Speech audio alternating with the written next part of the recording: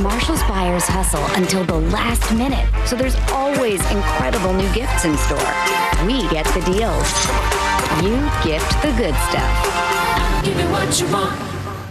Once retired, Marcus decided, I will never again work for another man or woman. I abandoned my corporate phone plan, and I'll get a new plan with Consumer Cellular for up to half the cost. Let's go, birds. When freedom calls, we're here to answer.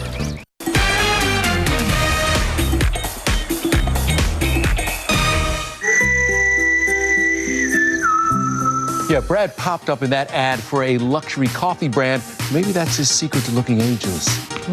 Made me thirsty all of a sudden. Did I say that out loud? You sure did. I sure did. But yeah, Brad is embracing his new chapter as a bona fide Renaissance man. Good night, everybody. I got one question. Go. Happening now.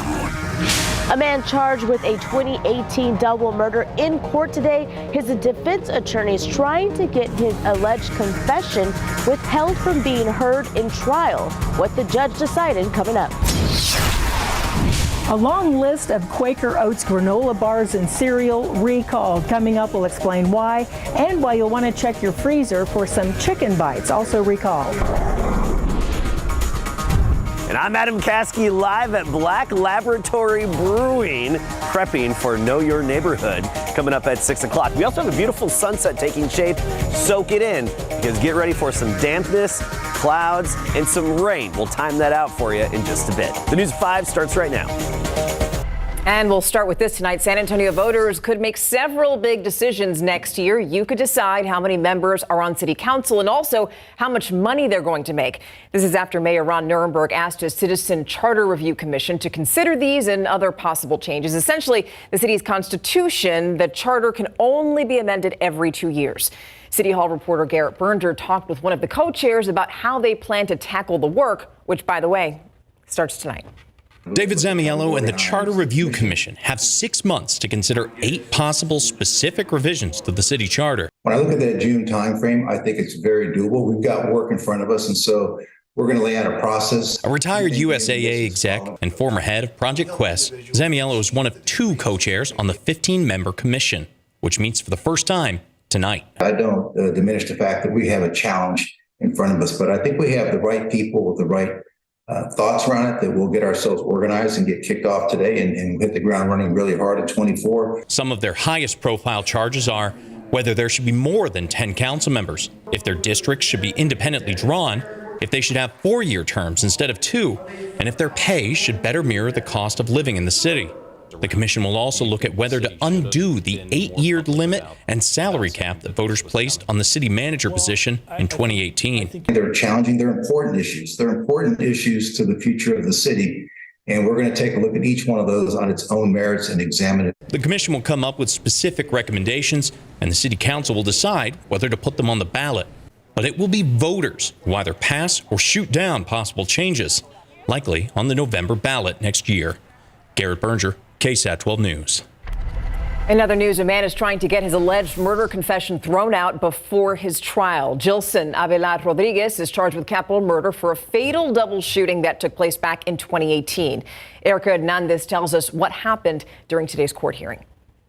It's been more than 5 years since Jilson Avila Rodriguez was arrested and charged with capital murder.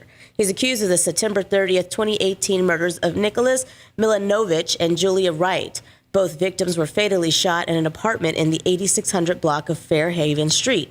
In court today, attorneys for Avila Rodriguez asking a judge to suppress his apparent confession he made to the homicide detective on the case. At the time of the questioning, Avila Rodriguez was on an immigration hold and being detained at a federal immigration detention facility in Pearsall. His attorneys arguing that his immigration attorney wasn't present during his interrogation by SAPD. But according to prosecutors and testimony from an ICE agent, he waived his right to counsel after being read his rights, and an immigration attorney wasn't needed for the type of questioning taking place. There is no legal requirement for law enforcement officers to reach out to that attorney before or prior to questioning. But the defense arguing that his rights were violated. One, I think immigration attorney should have been contacted. She wasn't. Secondly, if he had been appropriately arrested and charged with the robbery, immigration wouldn't have gone to get it. 226 District Court Judge Velia Mesa wants to go over the video of the interrogation and told both sides she would have a ruling by next week. Now, jury selection for this case will take place on January 12th. It is a non-death capital murder, which means the death penalty is not on the table. So if he's found guilty, he would automatically be sentenced to life in prison without the possibility for parole. At the Cadena Reeves Justice Center, Erica Hernandez, KSAT 12 News. A man is back behind bars after escaping from the Clemens unit in Brazoria. We told you about this. 39-year-old Robert Yansy Jr. escaped from the prison yesterday afternoon. Authorities took him into custody this morning. Yancey serving a life sentence without parole for child sex abuse. Authorities also arrested 2 other people for being involved in his escape. They're Leonore Priesel, Yancey's mother. She's charged with facilitating an escape.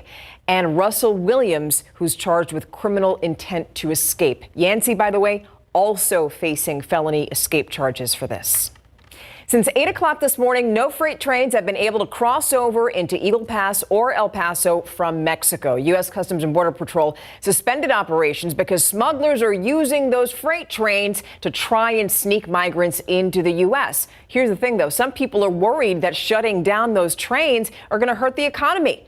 Some figures show that the U.S.-Mexico trade relationship sees something like more than $1.5 million every minute in trade. In the meantime, Governor Greg Abbott is being criticized for signing Senate Bills 3 and 4 into law. One of them allocates $1.5 billion for border security, and the other makes it a state criminal offense to enter the country illegally. Congressman Henry Cuellar says that the state and federal governments need to work together to address immigration. And I think there are ways that we can work together instead of going solo. But I think SB 4 sometime in the future will be tested in the Supreme Court like Arizona did in 2010. So then you have Governor Greg Abbott, who says that Texas has to step up since he argues the federal government is not doing enough at the border. Switching gears now, if you've been thinking about fostering an animal, now is the time. A rescue shelter in Von Ormy is at max capacity. So here's the deal. It's looking for families to foster animals, but just over the holidays. As Courtney Friedman shows us, the shelter is offering awesome incentives, but only until early January. This is Farron. She was dumped in a yard. Just 4.5 weeks old, baby Farron got to the God's Dog Shelter in Von Ormy today. She has multiple issues, medical issues. She's at the first part of the spectrum, rehab all the way to foster or adoption ready. Just like this 3-year-old cutie, Daphne. Great trained, great with other dogs, great with everybody. She's just a happy-go-lucky little dog. She's perfect for a holiday takeover. The shelter oversees 650 dogs, most in foster homes, but 170 at the shelter, which is maximum capacity. Julie Marchbank says their current unique program involves short 2-week foster opportunities during the holidays. Get them in, get some good pictures of them on the couch, something that we can use to get them adopted. A little PR campaign, if you will, for the pups who are ready for their forever homes. We've done all the work. We've done all the spay and the neuter, the shots, the microchip. The current incentive program through January 3rd makes sure foster families won't pay a dime for any supplies. And when we say supplies, look at all of these donations. There are some little pee pads. We're talking crates, dog bowls, and then the things that you wouldn't even need to buy, like toys. And look at this cute little outfit. So many things that can help you foster easily during the holidays. For any type of dog, energetic or sweet and relaxed like Turbo, who's come a long way since 2019. It was obvious he had been hit in the head by something and he could hardly walk. Now a healthy cuddle bug who wants a calm home and loving buddy, even just for a couple weeks. Good boy, Turbs. Courtney Friedman, KSAT 12 News. Tonight's the night. KSAT's newest episode of Know My Neighborhood takes us to one of San Antonio's most historic neighborhoods, and that is Dignity Hill. Our Steve Spreester and Myra Arthur are joining us live now from the Carver Cultural Community Center, where they're getting ready to take over tonight's 6 o'clock. Good evening, both of you. Hi, Stephanie. You know, one of the things I love about Know My Neighborhood is that we get to go to so many cool places in this city, including here. I mean, we're just outside the Joe Long Theater. This is the original box office at the Carver where, you know, Ella Fitzgerald, Duke Ellington, Count Basie have all played here. History is around every corner in Dignity Hill. And that's so much of what we're talking about in this episode of Know My Neighborhood. It's a neighborhood that right now is being defined by preservation versus progress. The effort to really preserve so much of the history that is still alive here, the culture that is here. That's a big part of what the Carver does. But this is also a changing neighborhood, one that has a different look than it did just a few years ago. So take a look at some of what you'll see at 6 o'clock tonight for this Know My Neighborhood. It's situated on a hill overlooking the downtown center of the city. One time you couldn't give away the east side. Yeah, it's like, I can't wait till I get my hands on it, you know. Do I want to walk outside of my house and 2 blocks later I'm at the best coffee shop in the city? Yes, but at what expense? What I've seen was the people change. More people with money came in. Fast food, they're everywhere. But if you want to eat anything even remotely healthy, it's not in your neighborhood at all. Just because it's been going on for a long time doesn't mean that, you know, it should be going on. That's where the need is. The shelter shouldn't be far away. The shelter should be accessible. I think we need to quit trying to get rid of them and start helping them. We want to be a part of Dignity as well. So I think that's what makes us really, really close.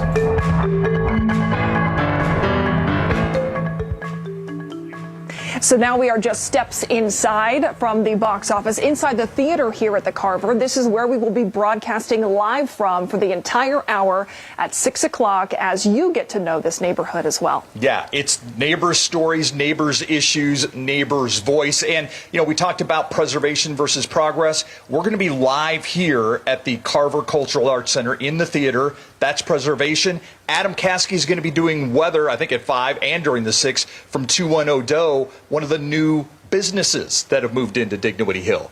Progress, preservation. We hope you'll join us at 6 o'clock. Stephanie, back to you. All right, guys, thank you so much. You just mentioned Adam Caskey. Now we're going to send things on over to him. He's not too far from where you guys are right now. Adam, what's going on? Yeah, I'm at Black Laboratory Brewing Company here. We're at Hackberry in Houston, and we are enjoying this beautiful evening. A great evening to be outside on the patio like some folks are, and taking in the sunset. Sunset alert, y'all, because it's going to be a colorful one. Snap your photos, upload them to KSAT Connect through the Weather Authority app. We'd love to share them on air throughout the evening. This evening, long sleeves, short sleeves, anything will go right now. It's comfortable, but we do have some notable changes right around the corner, including more dampness and rain. We'll time that out for you in just a bit. All right, thank you. Ooh, one thing we got to talk about right now is the traffic. We have a live picture here at 281 at Loop 410. Those lanes there those are the northbound lanes. Yeah, traffic is pretty slow. It's what you would expect at 5:10 during the week, but just letting you know that if you're going to be headed that way, if you're waiting anybody who comes from that way, yeah, it might be a while before they come home. Now, we still want you to stick around because we need you to do something. Check your pantry. Quaker Oats is recalling some of its products. We're going to tell you which ones you need to throw out after the break.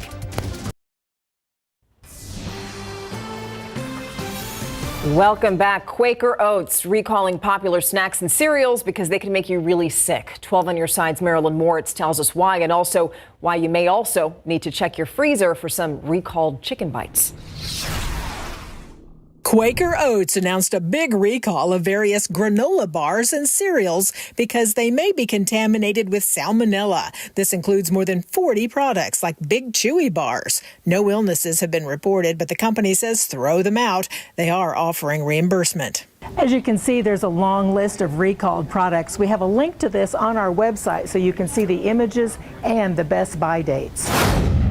From pantry to freezer, more than 26,000 pounds of TGI Fridays boneless chicken bites are recalled because they may contain bits of hard plastic. It's the honey barbecue flavor with a best buy date in next December. Take them back or toss them. More than 300,000 air fryers are recalled because a part can break, creating a burn danger. This is for 2 models of Empower brand's Power XL dual basket air fryers. The company is giving refunds. And have this travel iron? Vornado is recalling 1.7 million steam-fast home and away irons. There are reports of the power cord smoking, sparking, or even catching fire. Marilyn Moritz, KSAT 12 News.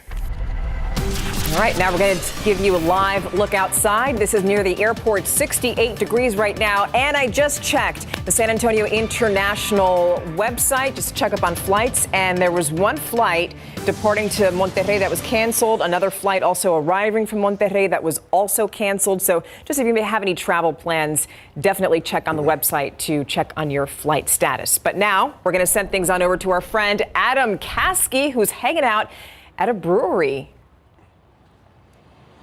Yeah, I really got the tough job today, right? Hey, Dignity Hill, we're sending you to Black Laboratory Brewing. And that's where we are. Wonderful place, wonderful location. Typically closed Mondays and Tuesdays, but for us, they opened up this evening. Wonderful local business here. And I do want to point out, we are taking in a beautiful sunset. The cirrus clouds overhead are really going to make for a colorful sunset. So have your cameras ready to go and upload those photos to KSAT Connect. And look at the temperatures. It's just so nice. You can wear long sleeves. You can wear short sleeves.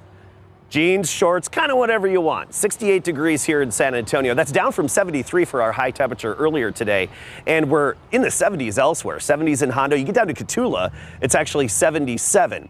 Now, in the coming days, you're going to feel and see the changes. Let's talk about it right now, starting with this evening. With the sky fairly clear, just these thin clouds, we will cool off fairly quickly and efficiently. As we go through the evening, we're down to 55 at 8 o'clock, 10 o'clock, 50 degrees. So yeah, I said you can have short sleeves now, but you may want that light coat or long sleeves for later on. Tomorrow, we start the day at 42, so a bit of a chill in the air, but then we get up to 67. And you'll notice the clouds becoming much more prominent in the sky, and that is going to lead to some of the changes I was talking about. Tomorrow afternoon into the 60s, and temperatures aren't going to change a whole lot in the days ahead. And we're not going to see big fluctuations, no real cold air coming our way, even for Christmas. But look at our dew points, the humidity. That changes significantly. We get that wind off the Gulf of Mexico, the muggy breeze, and that's going to boost those dew points into the 60s by the end of this week and into the upcoming weekend. Remember, though, it takes that moisture to make rain. So let's talk about that. Our upper level pattern. As we go through this week, a new upper level disturbance digs into the western U.S. and even just offshore there, off the Baja Peninsula. That's going to set us up in the southwesterly flow aloft. You know what that means? The dirty flow is back because it's got little bits of rain-making energy just mixed in with it and constantly coming overhead at different times. And that's going to help us out quite a bit. So look at our rain chances. Now, this is for actual showers. Drizzle, mist, totally different story. Let's start with the actual rain chances. 20% starting Wednesday, 30% Thursday. Friday's our day. That's when we have that 60% chance where we're going to have the most likely time period for numerous showers, maybe even a rumble of thunder here and there. But I want to point out, Wednesday and Thursday, with that low-level Gulf moisture, it's just going to be damp. A return to the damp mornings, wet roads, not much rain to show for it, but the fog, mist, and drizzle. Again, that starts Wednesday and Thursday mornings, not tomorrow morning. And, you know, it won't be appropriate to not give you the little sneak peek at Christmas here coming up. Actually, it's going to be mild. Not too warm, not too cold. High temperatures in the low 70s. Like I said, temperatures aren't going to be changing much for the foreseeable future here. And a small chance of rain. I don't think it'd be anything to get in the way of any outdoor activities or outdoor plans. The main focus is get ready for the morning dampness to affect the morning commute Wednesday and Thursday, and then the off and on rain as we get into Friday. But still those slight rain chances through the weekend and Christmas Eve and even Christmas Day. Hard to believe by this time next week. It's Christmas time. All right, we're back live out here, Dignity Hill at Black Laboratory Brewing. And coming up at 6, we're going to go inside, take a peek at how the beer's made and the whole facility here. We'll see you then. Yeah, Adam, I'm sure you could teach them a thing or two also about making beer. Thank you so much. All right, so I never thought I'd say this, but I have something in common with UTSA. Okay. I'm hungry now, but for different reasons. They're eyeing their first bowl victory. Yeah, and in this case, though, I'm going to say they're thirsty for maybe some caffeine because they're playing in the Scooters Coffee Frisco Bowl. And the winning team, hopefully it's Frank and Rashad. Well, they could get a special treat. Mary is live in Frisco with more. And the Houston Texans had an incredible comeback win yesterday. Coming up. It is the day before the day when UTSA football will take on the Marshall Thundering Herd in the Scooters Coffee Frisco Bowl. UTSA got there on Friday to continue their bowl preps and enjoy the start of Frisco. And KSAT 12 Sports got there yesterday to continue our coverage as well. And that's where we find Mary Rominger live with more on the Frisco Bowl. Mary? Hey, Larry. It's hard to imagine a future without Frank Harris playing football in San Antonio. Harris was a 4-year starter at Clemens High School and made history at UTSA starting in 2019 as a redshirt sophomore. This morning, bright and early, the finishing touch. I'm going to be honest, tomorrow I'll probably be crying win or loss, so please don't get no pictures of me with my tears. But it's been fun. It's been fun. Tomorrow night, like you said, win or lose, I'll probably have some tears coming down my eyes because it's my last time playing in a UTSA uniform. And, just been here for so long and all the struggles that we've been through to have the success we had last couple seasons, it just means a lot. So definitely going to cherish that moment. What an emotional time it's been for Frank Harris and Rashad Wisdom. Really, you heard them just say they're gonna cry whether they lose or win. It's that much emotion coming in. You could see Toyota Stadium behind me. So much leading up to tomorrow's game. And hey, tonight on the Night Beat, we'll hear from head coach Jeff Traylor as he shares so much emotion for his seniors as they gear up for their last game with the UTSA football team. Kickoff is at 8 p.m. and we'll be here to cover it all along the way, Larry. Football coverage brought to you by Davis Law Firm.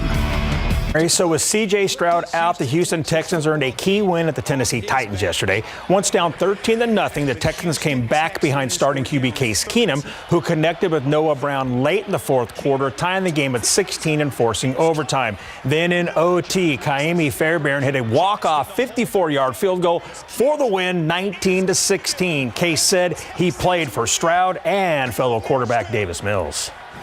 This was a game for both of those cats, among, as well as the rest of the team, because we got a lot of love in that locker room, as you guys can see, and probably it radiates. And so it's very special, and what a gritty way to get it done.